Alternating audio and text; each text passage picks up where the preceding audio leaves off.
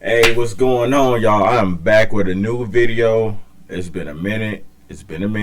I apologize, but life be lifing and things be happening. So I took a hiatus. I took a break, stepped away from it completely, um, and I'm, coming back to shoot, try to grow this channel, put out some good content to the best of my ability.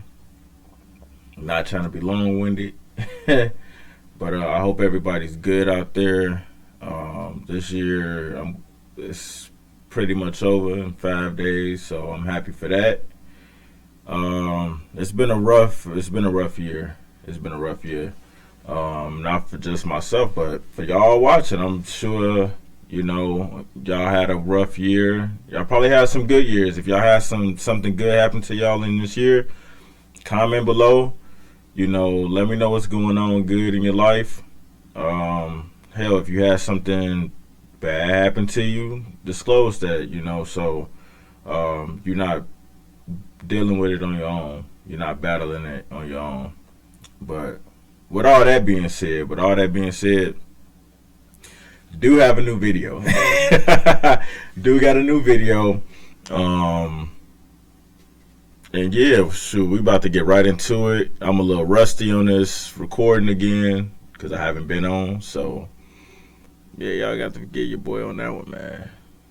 It just, like they say, it's like riding a bike. If you don't use it, you're gonna lose it. So we're gonna get into this video.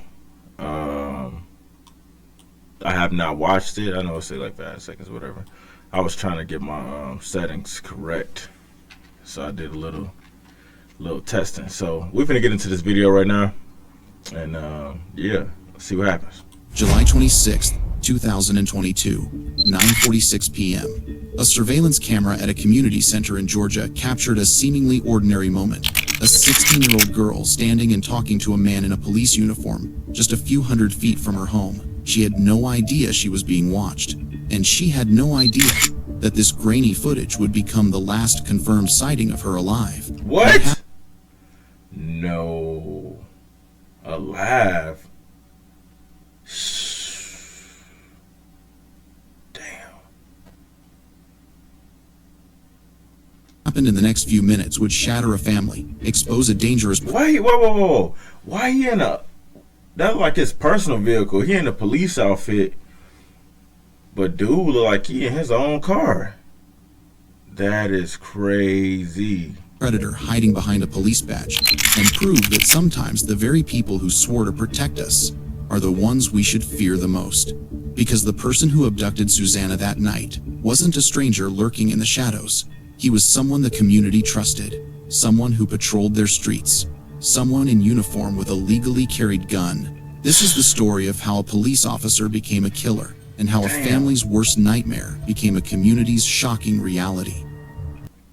Earlier that day, Susanna Morales had done what any 16-year-old would do on a summer evening. She'd told her mother she was going to visit one friend, then changed plans and went to see another, instead perfectly normal teenage behavior that would later take on tragic significance. The young girl with the bright smile and love for singing had spent the evening at Sterling Glen Apartments, a complex in Norcross, Georgia, just outside.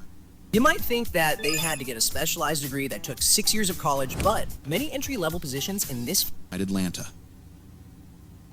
Susanna was the baby of her family, adored by everyone who knew her. She spent hours practicing makeup tutorials in her room, had recently picked up the ukulele. If I can add too, this also shows you that it does not pay to lie to your parents. I understand as kids I've did it. But when you saying that you're gonna be somewhere, be there, because this event could have been avoided. And I understand. I understand that, like I said, as a teenager, you're gonna lie to your parents, you're gonna be deceitful, you're gonna do these things. But then you find yourself in another predicament where now, if you live through it and you telling yourself, I shouldn't have done this or I shouldn't have done that. You just live with regret because it could have been avoided. There's dumb things that I did when I told my mom I was going to be in one place, and next thing you know, I'm doing something that I had no business doing, and put me in positions where I was in handcuffs. You know what I'm saying? So, and that comes with lying. That comes with lying. So, like I said, in this case, it's unfortunate. It's unfortunate. But we're going to keep going. And filled the house with her singing voice. Her mother would later describe how Susanna's music made their home feel alive with joy. That Tuesday evening seemed no different from countless others. Around 10 p.m., Susanna began her walk home, a short trek of maybe half a mile along roads she knew well. Her phone, equipped with the Life 360 tracking application, showed her location in real time to family members who wanted to keep her safe. But safety was about to become an illusion. At exactly 9:46 p.m., the community center camera captured Susanna walking along the roadside, unaware that predatory eyes were watching her every step. She appeared calm, unhurried, just a teenager heading home after spending time with friends. Then, something went terribly wrong. What happened next would puzzle investigators for months. Susanna's phone showed her reaching her neighborhood, getting close to home where she should have felt safest. Her family, monitoring her location, watched as the familiar blue dot approached their street. Then the dot began moving in the opposite direction. At first, the movement seemed normal walking speed. Perhaps she'd forgotten something or decided to take a different route. But then the impossible happened. According to the GPS data, Susanna was suddenly traveling at 40 miles per hour. Damn. She didn't drive. She didn't have a car. And nobody in her family was expecting to pick her up. A text message appeared on her phone. "I'm on my way home." But Susanna never arrived. Instead, her phone continued its high-speed journey away from safety, away from home, away from everything familiar. At 10:30 p.m., one of her friends received a crash alert from the Life 360 application. The phone had stopped moving. It would never move again.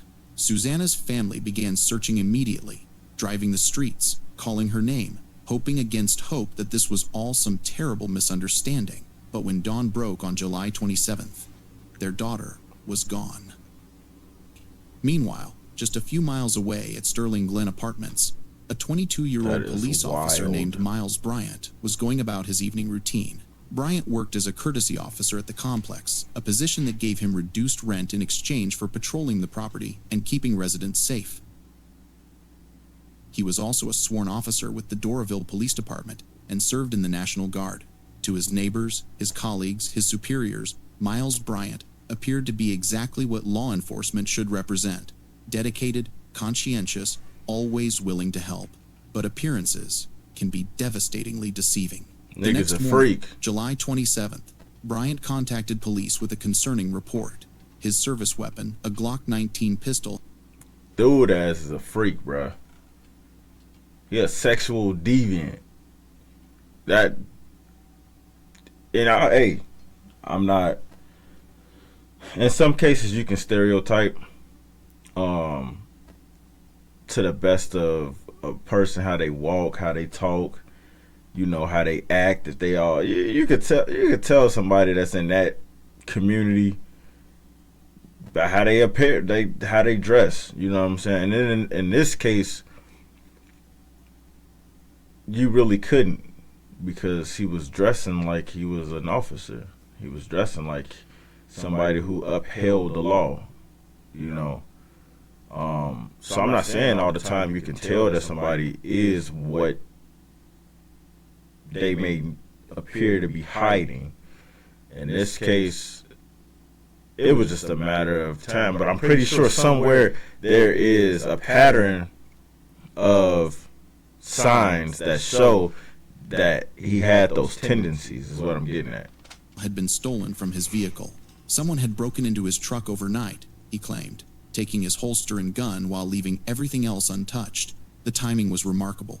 Less than 12 hours after Susanna Morales vanished, The courtesy officer who lived at the very apartment complex she'd been visiting was reporting a stolen firearm, like a Christian. but this was just the beginning of Miles Bryant's elaborate deception. For Susanna's family, the next 6 months were a living nightmare of uncertainty. Tips poured in from across the country, reported sightings in Detroit, Nashville, Gatlinburg. Each lead brought hope, then crushing disappointment when investigations turned up nothing. Police deployed drones, thermal imaging, and aerial surveillance. They conducted undercover operations, worried that Susanna might have been taken into human trafficking networks. Every resource was exhausted, every possibility explored. Her mother, Aura Morales, faced the worst kind of anguish, not knowing. Of course she Was her did. That's her dead? daughter. Was she suffering somewhere? Was she trying to come home? The questions haunted every waking moment and invaded every dream. It is the worst possible thing to not have closure, investigators would later observe. That's the I worst. think my daughter may be alive. I hope my daughter is alive, but I don't know. Emotionally debilitating is not the right 2 words to use. It's worse than that. Throughout those 6 months, Miles Bryant continued his duties as courtesy officer and police officer. He patrolled Sterling Glen Apartments, the very place where Susanna had last been seen.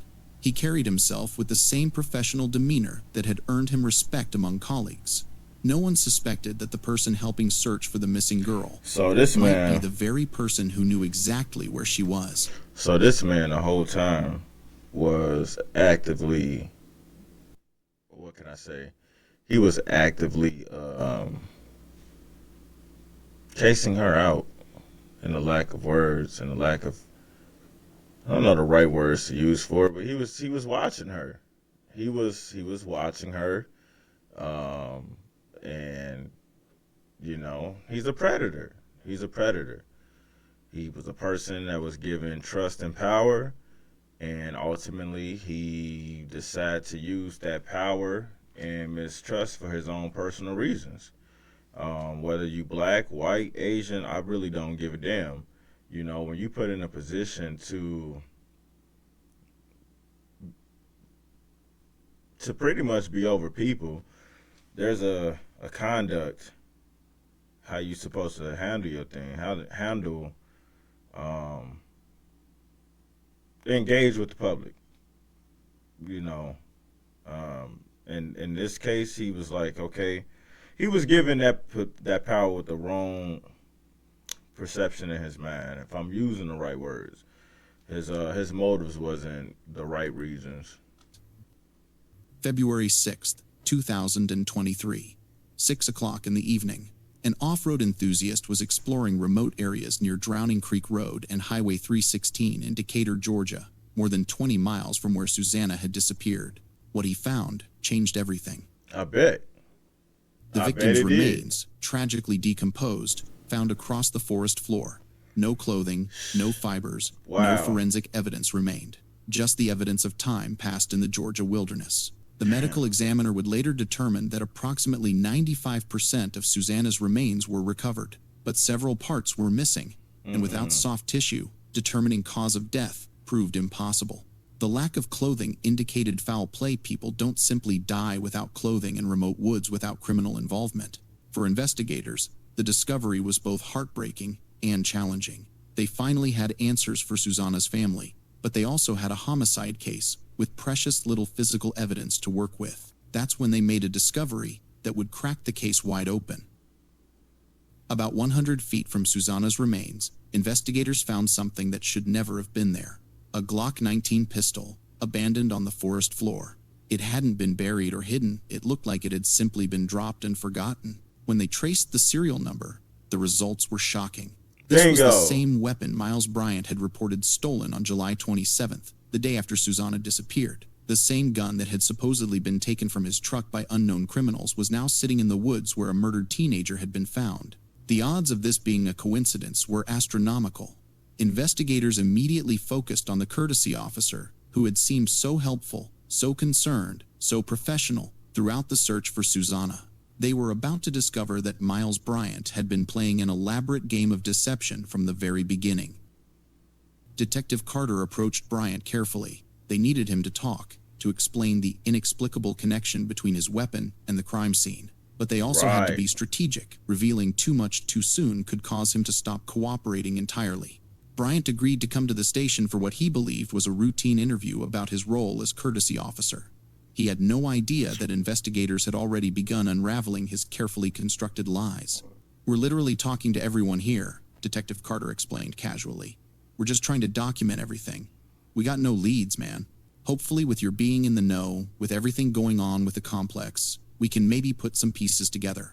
Bryant played his part perfectly at first, suggesting various theories about who might have taken Susanna. He pointed to gang members, transients, suspicious characters who Of frequented course, the see apartment now, complex. bruh. He gonna put it on the gang members. Like, come on. Of course, that's the easiest. That's the easiest scapegoat. Oh yeah, let's put it on the people that we know that. I feel like that's something. Let's put it on the people that we know society gonna automatically think that did it. Okay, but if you watch, what's that, Gridlock, the gang related, it ain't work out that way. They tried to do the same thing too. They tried to pin it on they tried to pin the murder of who was that, Kool Moe Dee, when Jim Belushi and Tupac shot him, right? And they tried to pin it on anybody they could, so they went to a bum and pinned it on him. Come to find out, the bum had an alibi. Well, did he have an alibi? Anyways, he come out to be a damn doctor. You know what I'm saying? And the murder weapon and the stick, and they tried to pin it on a dude who had a gun similar. And when they come to find out, he looked at the gun and was like, "That ain't my gun." But hey, y'all go and watch that movie, all right? It's a good movie. He seemed eager to help, concerned about the missing girl, frustrated by the lack of progress in the case. But investigators were watching for something else entirely, the subtle signs that would reveal when Bryant shifted from helpful witness to desperate suspect. While Bryant maintained his facade of innocence, Detective Carter was methodically analyzing phone records that would ultimately destroy every lie the officer had told. Bryant carried 2 phones, his personal device, and a work phone issued by the Doraville Police Department. Both phones created digital footprints that could be tracked through cell tower data, Goofy. painting a precise picture of his movements on the night Susanna disappeared. What investigators found was devastating to Bryant's claims of innocence. Between 1 and 2 a.m. on July 27th, just hours after Susanna vanished, Bryant's phones were actively making calls from cell towers located near Highway 316 in Decatur, the same stretch of woods where Susanna's body would be discovered 6 months later. Bryant had told investigators he spent that night driving around after arguing with his girlfriend, never mentioning any trip to remote woods 20 miles away. But the phone records didn't lie. His device was in the exact location where a murdered girl's remains would later be found. When confronted with this evidence, Bryant's carefully maintained composure began to crack. "Listen to me," Detective Carter said, his voice steady but firm. "Your device was the only one out there. She went missing. She died there. Your gun is there. Your phone is there. This is your moment to talk about it." You better talk about it, man. For the first time, Miles Bryant looked genuinely rattled. The helpful courtesy officer facade dropped away, revealing something much darker underneath. "This is terrible," he whispered. "Maybe we're a monster." "Oh, hell no. Prove it wrong." But the evidence was overwhelming. Bryant's own digital footprint had placed him at the crime scene. His weapon was found near the victim's remains. His story about the stolen gun fell apart under scrutiny. Most damning of all, investigators discovered that Bryant had lied about never having seen Susanna before. Witness testimony revealed that he had actually approached Susanna and her friends previously, offering them rides in his black truck encounters he had steadfastly denied during questioning. "If I killed somebody, I would know that," Bryant protested, come on, but his bruh. protests rang hollow against the mounting evidence. The case was far from over, though. Phone records and circumstantial evidence could place Bryant at the scene, but proving murder without a definitive cause of death would require prosecutors to paint a complete picture of who Miles Bryant really was beneath his badge. A sexual deviant. As investigators dug deeper into Bryant's background, a disturbing pattern emerged. Told you. The helpful police officer had been living a double Told you. life for years, preying on vulnerable women while hiding behind his uniform in position of trust. Dating back to 2018, Bryant had begun burglarizing homes belonging to his high school classmates, specifically targeting young women. He would steal private items, personal belongings, anything that satisfied his twisted compulsions. Even after Susanna's murder, his behavior escalated. Surveillance footage showed him attempting to break into a young woman's apartment while wearing his National Guard fatigues, trying to force open her door despite her obvious fear and resistance. Dude is a During freak. searches of his He's digital a freak. devices, investigators found evidence that he had been using women's phones to send illicit content to himself, a violation of privacy that revealed his predatory mindset. The Wait, evidence what? painted a picture of someone who had been building toward violence for years, someone who used his authority and access to target victims, who trusted his badge, but would... And guess what? You get pulled over by this man on the road, and his day ain't going good, he's liable to put you to death. I kid you not. I kid you not. He already has a pent-up violent tendency with the way he's moving, and it's eating him up on the inside. So the minute you set him off, he was going, he's the type of, look, listen. He don't see reason. He sees I have to be in control of this person, and I have to show my dominance because I have a badge and I have a gun. That's why, like the video was saying, he targeted young women. He wants to have dominance. He loves control. He wants to appear on surface that he has the authoritative. He's authority. He's in authority. He's in a place of authority, while putting fear in you. And that's how he get off. That's what gets his rocks off. That's what gets his rocks off. You know what I'm saying? The jury believed that this decorated officer, this National Guard member with commendations and positive performance reviews, was capable of kidnapping and murder? Yep. June 5th, Got to 2024. that point.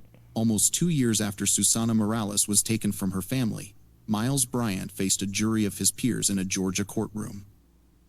Oh, they finna smoke He was him. supposed to serve and protect, the prosecutor told jurors during opening arguments. Yeah, he did serve and protect. He served his lust and he protected himself. Shit, that's what he did. That's exactly what he did. He ain't wasn't thinking about no community, man. That's no difference. That's no difference than these teachers that get caught up in these scandals.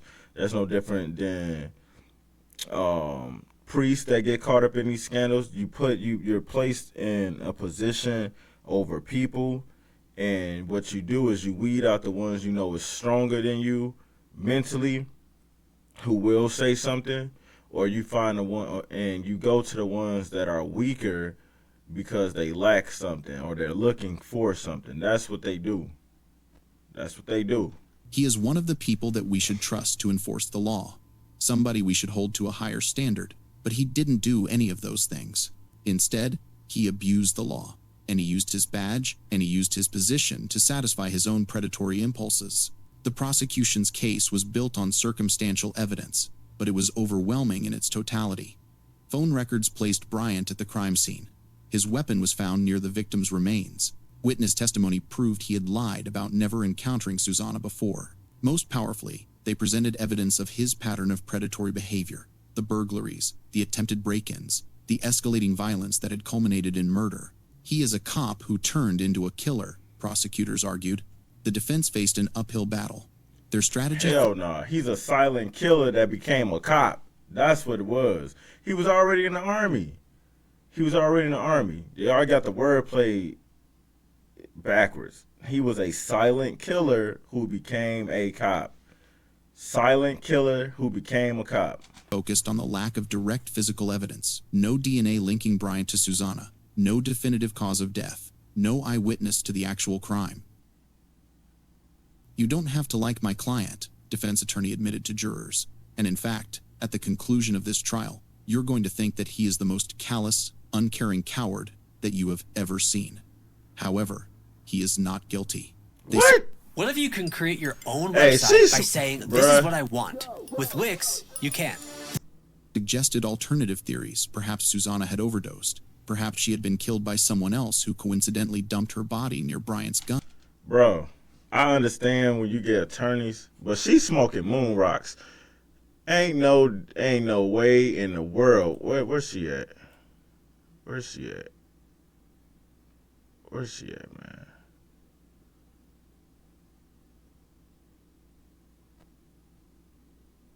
I don't want to go back too far. Where the hell is she at, bro? Before. Most powerfully, they presented evidence of his pattern of predatory behavior, the burglaries, the attempted break-ins, the escalating violence that had culminated in murder. He is a cop who turned into a killer, prosecutors argued. The defense faced an uphill battle. Their strategy focused on I think the that's her right there in the flamingo-looking pink. lack of direct physical evidence, no DNA There's a linking Bryant to close-up. Susanna, no definitive cause of death, no eyewitness to the actual crime. You Right there. don't I think have to that's like her. my Brian's defense attorney, Tracy Drake. Nobody even likes Drake to begin with. But come on, if you come to court looking like that, you're not fighting for me. At all. At all. You tripping. Hey, I'm sorry, but she remind you of Shrunken Head. She remind you of Shrunken Head. It's crazy. You're not going to believe this. Yes, we are. Hell, we probably believe it about you, too. client, defense attorney admitted to jurors. And in fact, at the conclusion of this trial, you're going to think that he is the most callous, uncaring coward that you have ever He seen. is. However, he is not guilty. They suggested alternative theories. Perhaps Susanna had overdosed. Perhaps she had been killed by someone else who coincidentally dumped her body near Bryant's gun. And took his But Glock. these theories lacked evidence and credibility. The defense also attempted to portray Susanna as a troubled teenager who might have put herself in dangerous situations, but her friends and family testified that she was a normal 16-year-old who had been safely walking home from a routine visit with friends. After just 2 hours of deliberation, the jury Smoke him. returned with their verdict. Smoke him. Count 1, malice murder. Guilty. We, the jury, find the defendant guilty. Count 2, felony murder. We, Guilty. the jury, find the defendant guilty. Kidnapping. We, the jury, find the defendant guilty. Miles Bryant was Life. sentenced to life in prison without the possibility of parole. The jury had seen through his lies and recognized him for what he truly was, a predator who had used his badge Yep. as a hunting license. Sure did. For Susanna's family, the verdict brought some measure of justice, but it could never bring back their beloved daughter and sister. I knew at that moment that we got him, Detective Carter reflected. We had done our job. No one's above the law, and he got what he deserved. But the case raised disturbing questions about how someone like Miles Bryant had been able to operate for so long without detection. How had his department missed the warning signs? How had the apartment complex failed to properly screen their courtesy officer? Easy, because the same identifiers that he had in his prior background, most of y'all got them on y'all background as well. Most of y'all got some of those same incidences on y'all background.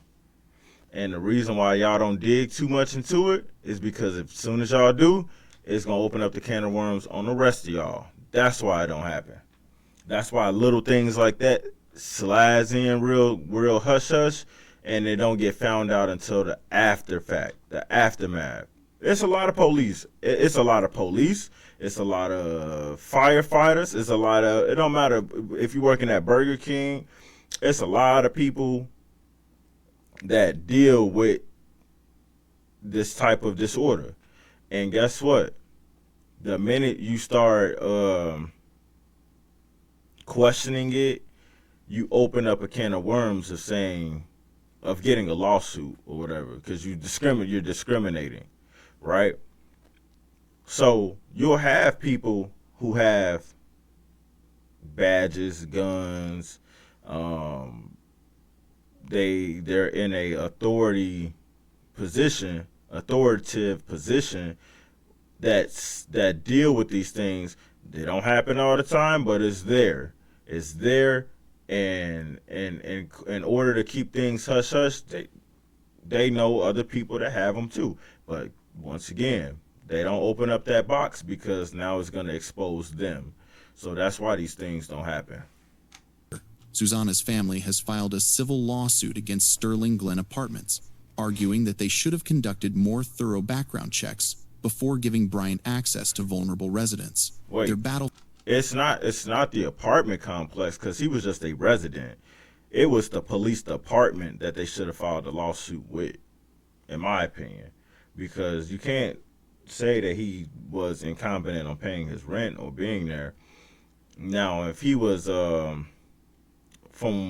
believe earlier the video said that he had a reduced rate because he was the officer on that. He got a reduced rate or reduced whatever. His rent was reduced because he did the policing in the apartment complex. But okay, yeah, that's hiring him. But who gave him the badge and gun? The police department. He had to go to police academy or whatever they have to do. He had to go through all of that. So there's where it should have started at, not where he ended up at. for accountability continues, driven by their determination to prevent other families from experiencing their devastating loss.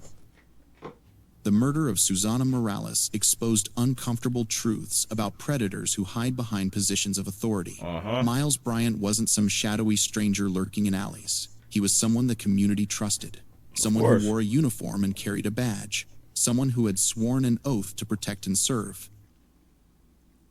His crimes remind us that evil can wear any face, carry any credentials, and hide behind any institution. The very qualities that should make someone trustworthy: authority, access, community respect, can become weapons in the hands of those who abuse them. For law enforcement agencies, Bryant's case serves as a stark reminder of the importance of thorough background checks, ongoing psychological evaluation, and vigilant supervision of officers. One bad actor doesn't just destroy lives, they undermine public trust in all the good officers who genuinely serve their communities with honor. Detective Carter, who led the investigation, reflected on the broader implications. Just like any profession, you could run into having a bad egg. As a law enforcement officer, your job is to protect others who cannot be protected. This is a very sad case, apparently, of an officer who was not doing it for the right reasons. The investigation also highlighted the crucial role of modern technology in solving crimes. Without cell phone tracking data, without surveillance cameras, without digital forensics, Miles Bryant might never have been caught. But technology alone was... We're going to stop that video right here. Once again, to the family of Susanna, my condolences to your loss. It's very unfortunate. My heart goes out to that family throughout the year. You know, I know it's going to be tough. I know it's hard. And it's unfortunate. You know, so I do send my condolences. With that being said, to the punk who took her life, you know, there's gonna be some judgment for that, bro. And I really do hope and pray that you make amends for it, repent from it. You know, because what you did was unnecessary. You took an innocent life because you couldn't control your own. You couldn't control your own monster. You couldn't control your own lust. And I'm pretty sure there's something more deeper than where this story started at. There's something deeper that happened to you in your younger life. You know, unless you're just that evil. But you got to speak to somebody about that, man. You know, you got to speak to somebody about it and get help. Get help, bro. All right. So once again, hey, my condolences to the family. It's unfortunate. But with that, I'm out.